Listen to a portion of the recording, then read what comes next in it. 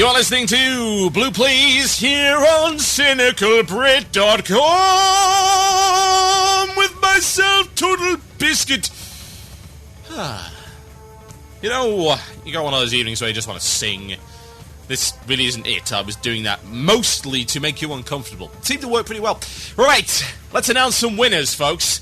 I'll also tell you where you can get... Actually, no, let's talk about Frank Klepacki first, because he's amazing. So that was one track from his Voracia album. The cool thing about this album is that it's meant to be listened to along with a full comic book that also comes with it, either with the digital edition or the CD. It's pretty damn amazing. So I'm looking at the comic book right now, and it's really cool. It's like a soundtrack to a comic book. How nifty is that? So I'm going to play another track of this later on in the show, but I really, really think you should go pick up this album. Everything Frank Klepacki does is fantastic. His previous album, Infiltrator, got some airtime on this show and is indeed the music bed, along with some other stuff, for Gaming Express on CynicalBrit.com. Again, he kindly donated the music. He's a really great guy. He, as you should be aware, composed the one and only Hell March. So, yes, he did a lot of CNC music, Command & Conquer. Head over to FrankKlepacki.com. That is Frank Klepacki with a K.com.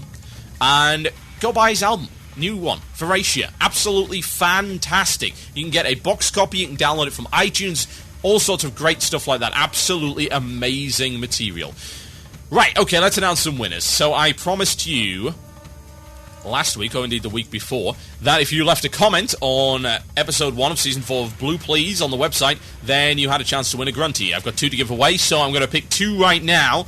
The first, ladies and gentlemen, and what I'm going to do here in order to select it, it's a very scientific way. So I've got the big list of comments here. I'm going to close my eyes, and I'm going to randomly move it around, and I'm going to point my arrow at Anubaros. Anubaros wins the first grunty, and indeed a bonus tiny code as well. So let's pick the second one.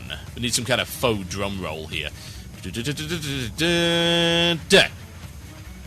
Omedius. Yes, indeed. Omedius, you also win a grunty as well as a tiny code. Congratulations. Condolences to those who did not win. Don't worry, got plenty of contests coming up in the next few weeks. Lots of really, really great stuff.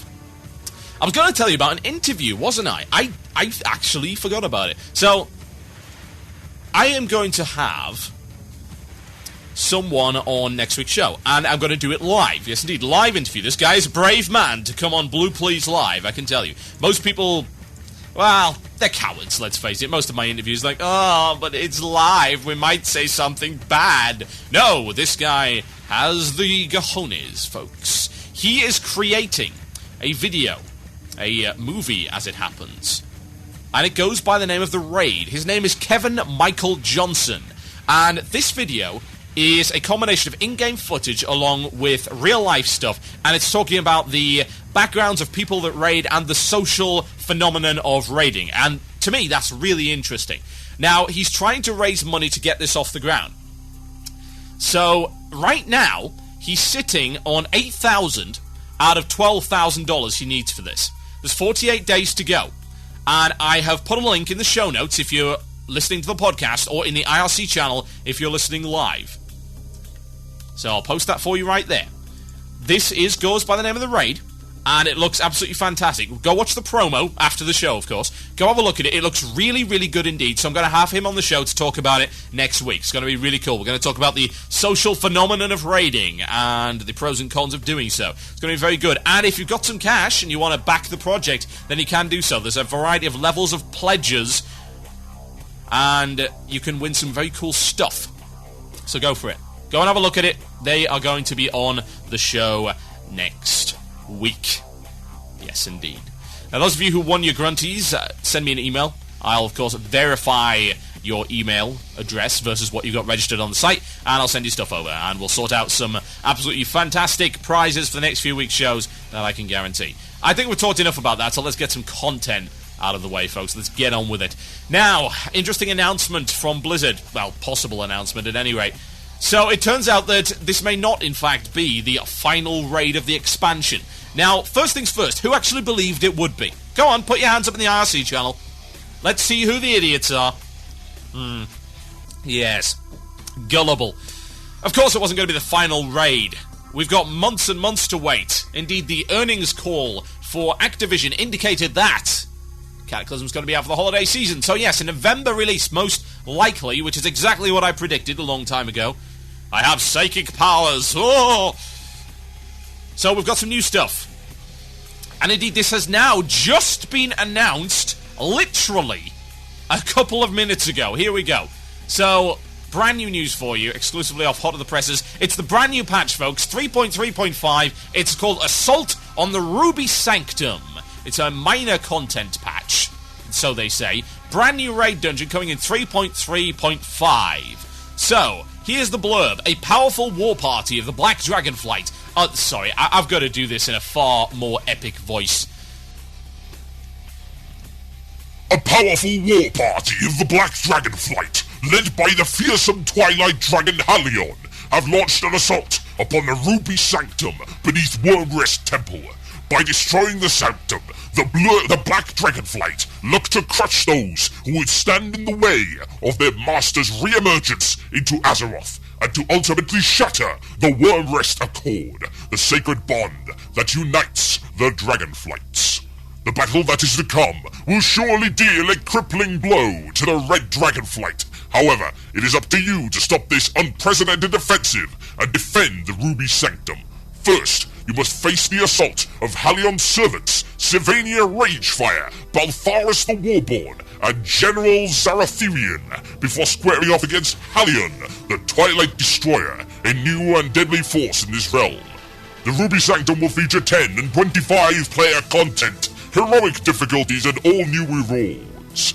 Stay tuned for more information as we get closer to its release. And that's the way the cookie crumbles. Yes. Brand new, hot off the presses, new raid dungeon. First things first, is anyone surprised? No. Certainly shouldn't be. So, that's really all we know about this thus far. So we can speculate, so let's do that. Now, to me, this sounds like Saltharian, oddly enough. So, this is either going to be a 4-boss dungeon or a 1-boss dungeon. Now, let me explain my logic for that. Because you're saying, Total Biscuit, that's ridiculous. Because you've just mentioned 4 bosses. Well, maybe not. If it's structured in the same way that a Saltharian is, then you've got Saltharian plus his 3 Drakes, which were all, of course, individually named with their own abilities, but they didn't count as bosses. So, I do wonder, are we going to be getting that? Maybe. I don't know. We'll have to see. It's possible. Alternatively, it could be a 4-boss encounter. Or it could be a wave-based encounter. Oh god, please don't. If it's another wave-based encounter like fricking Mount Hyjal, I will literally kill myself. Live, on air. Ugh, it'll be horrible. Blood everywhere. Hard to clean out the carpet. It might be. It potentially is, because you're talking about defending, yeah? Therein lies the problem. You're looking at this statement, you see the word defending, and you think something like Violet Hold. You don't think of attacking, say, pulling mobs and killing stuff, and going for bosses. You think about waves. And it's possible, certainly, with that setup, or you could be talking about a Saltharian setup. Now, this is what makes it interesting to me. Because thus far, we haven't had any more non-binary hard modes since Ulduar. Yeah, they've just completely phased them out, which of course is extremely upsetting to me and hopefully anyone else with any common sense. So I do wonder if they're going to set this up like Saltharian, and it's going to be a Saltharian plus 1, Saltharian plus 2, Saltharian plus 3, or in this case, of course, Halion plus 1, Halion plus 2. We'll see. It's interesting. Don't care much for the lore, because I don't care for lore in general, but it doesn't in any way surprise me. Now, you could get skeptical here and say, oh, well, they're only bringing this in, this is a rushed piece of content because everyone's demolishing ICC. Well, I don't know about that, actually. Let's see if there's any evidence to suggest that everybody is demolishing ICC right now. Well, here's some anecdotal evidence, folks. I can tell you for a fact that I am not demolishing ICC. I'm making progress in it. I mean, obviously, we've been off of raiding for a few weeks, but we only just killed Rotface. So, honestly, we haven't killed all that many. Let's have a look at some progress, folks. So we're looking at Ice Crown 10 here on wow.guildprogress.com. So Lord Marigar killed by 42% of active raiders right now. Of the ranked guilds, you've got 123,364 ranked guilds. Yeah? So you can do the math on that. If you were talking about they were all maybe exclusively 10-man, then that's what, 1 million? But of course they're not, so there's a lot more people actually raiding these days. So Lord Marigar, 42.84%, Death Whisper 40%, Gunship Battle 39.71%, Deathbringer Sourfang now at 35%. And then here's the massive, great, stonking drop. Rotface 16%, huge drop there, and Festagood at 25%. And it goes way downhill from there on in. Putricide 9%, Blood Prince 9%, Blood Queen 7%, 5% on Varatheria, Syndragosa 2%, only 0.5 Lich King. Do you call that demolished? I don't. I don't call that demolished at all. Not even close. And then we can look at the heroic stuff, because of course way fewer people have done that. You don't unlock the heroic until you've killed Lich King in the first place. 0.16% Marigar, 0.09% Deathbringer, 0.03% Putricide, and this is on 10-man, folks. This is 10-man. What does 25-man look like? Let's have a look. Let's go and find out. Way less. Way less. 17% Lord Marigar, 15% Death Whisper, 7% Rotface. Don't give me the nonsense. Don't tell me that people are demolishing this. They aren't. They're not. They're not demolishing it at all. And God's sake, compare it to the blinking Colosseum. If you want to talk about demolished, look at the Colosseum. Just have a look. Tell me, Trial of the Crusader 10. Everyone, literally over half of the ranked guilds on guildprogress.com have cleared that instance. That's on 10-man. What about the 25-man? How many have done that? 25% kill the Nubarak, 33% Northrend Beasts. Now, do you say, oh, well, that's because of the difficulty? Well, no, not really. You can say it because a lot of people are raiding 10-man these days. That's just the way of it. It's easier to pug. It's easier to get guilds for. So, no, that's not what it is. But what it is forward thinking. Because anyone that really honestly believed that Icecrown Citadel was going to last almost a full year is an idiot. That includes Blizzard, if they ever believed that. I don't believe they did. I think they knew exactly what was going to happen. But here's the thing. It's not just about saying, oh, here's a piece of content for you to do after. No, it's about varying up the raid schedule. This is what I said back with Old War. The one problem that Old War had was that it was too long. Way too big. You see the same damn thing day in, day out. And indeed, that's been the entire problem with all of the raiding in Wrath of the Lich King. It's such a linear progression. One instance, to the next, to the next, to the next. Instead of having multiple instances on a single tier of gear, it's been one instance per. Yeah? Unless you count VOA. And if you do, you're a tard. Honestly, VOA counts for nothing. So it's good that they're bringing in something else. If it's a 4-boss instance, then I'm excited. That's really cool. It might even be a little bit overkill, because we've already got a 12-boss. You want that one on the same tier? I don't know. Maybe they're going to be looking at a lower tier, but of course if they do that, then why would anyone go there? It's easy enough to farm the first 4 bosses of ICC for item level 250 gear. And you can get the badges and get all sorts of good stuff. Hell, I'm wearing a 264 cloak now. PvP cloak of all things. You can buy with honor. 264, best in slot for 10-man. Absurd, isn't it?